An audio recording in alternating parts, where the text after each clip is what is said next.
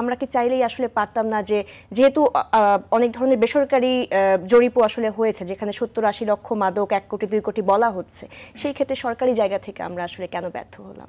আমরা ব্যর্থ হয়েছি তা না, আমি স্বীকার করছি না ব্যর্থতার কথা। আমি আগেই বলছি এটি সম্ভব না তা বলিনি আমি। তো এই জরিপ করতে গেলে সঠিক তথ্য পাওয়া কঠিন হবে, এই কথা আমি বার বলছি। সঠিক তথ্যটা কেউ স্বীকার করতে চায় না, দুইটি কারণ আগেই বললাম। ওই যে মামলা মোকদ্দমা ভয়, শাস্তির ভয়, আর কি সামাজিক যে সেই একটা যে কলঙ্ক, সামাজিক বদনাম, এই ভয়টি আমরা একটি করব। কিন্তু সেই ক্ষেত্রে সঠিক তথ্যটা বের হয়ে আসবে কিনা আমরা সন্ধিহান, কিন্তু আমরা একটা করবো, আমাদের একটা প্ল্যান রয়েছে। অবশ্যই স্যার, সেই জায়গা থেকে যদি একটু জানতে চাই যে আমরা সবসময় বলি যে আইনগত যে বাধার জায়গাটা বা ডিক্রিমিনালাইজেশন করার বিষয়টা কিন্তু আসলে মাদকাসক্তির চিকিৎসা এবং প্রতিরোধের জায়গায় একটা বড় অগ্রগতি নিয়ে আসতে পারে। তো সেটা নিয়ে আসলে কোনো আপনাদের পরিকল্পনা আছে কিনা?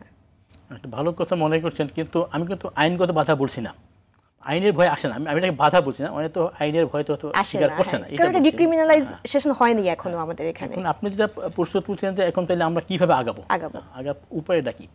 আসলে কেউ তো স্বীকার করে না, কিন্তু স্বীকার করতে এক পর্যায়ে করে যখন সেই মাদক আসক্ত ব্যক্তির গার্ডিয়ান, বাবা মা যখন দেখেন যে তাদের দেয়ালে পিঠ ঠেকে গেছে, এই মাদক আসক্ত ব্যক্তি এমনই বেপরোয়া, মা বাবাকে মান্য করছে না, মা বাবার সাথে বেয়াদবি করছে, ঘরে টাকা পয়সা ছিনতাই করছে, রাস্তাঘাটে ছিনতাই করছে, তখন সে বাধ্য হয়ে এক পর্যন্ত আমাদের কাছে আসে।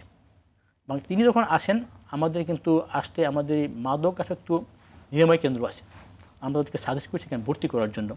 আমাদের সরকারি পর্যায়ে এরকম 4টি কেন্দ্র আছে। আমাদের যেটা কেন্দ্রীয়টি বড়টি, সেটা আমাদের এই ঢাকার তেজগাঁয়ে, এখানে 124টা সিট আছে, এটা আমরা বাড়িয়ে 250 করব, এখন কাজ চলছে। এছাড়াও আরও 3টি বিভাগীয় শহরে 3টি রয়েছে, আমাদের মোট 199টি সিট আছে।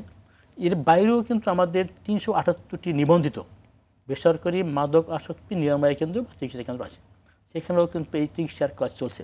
এবং আমাদের ওখানে যখন কোনো লোক আসে, তার গার্ডিয়ান আসে বা সে নিজেও আসতে পারে, সাধারণত মাদক আসক্ত ব্যক্তি নিজে স্বীকার করতে চায় না। ম্যাক্সিমাম ক্ষেত্রে যারা আসে গার্ডিয়ান নিয়ে আসে, গার্ডিয়ান নিয়ে আসলে আমরা কিন্তু তাদের সেই অ্যাজ পার রুল, আমাদের সরকারিগুলো তো পয়সাই লাগে না, বিনা পয়সা আমরা যদি ডোপ টেস্ট করি ব্যবস্থা করি নির্ণয় করার জন্য, তারপর তার থাকা, খাওয়া, চিকিৎসা, ঔষধ সব কিন্তু আমরা সরকারি পর্যায়ে বিনা পয়সায় আমরা একদম করে থাকি।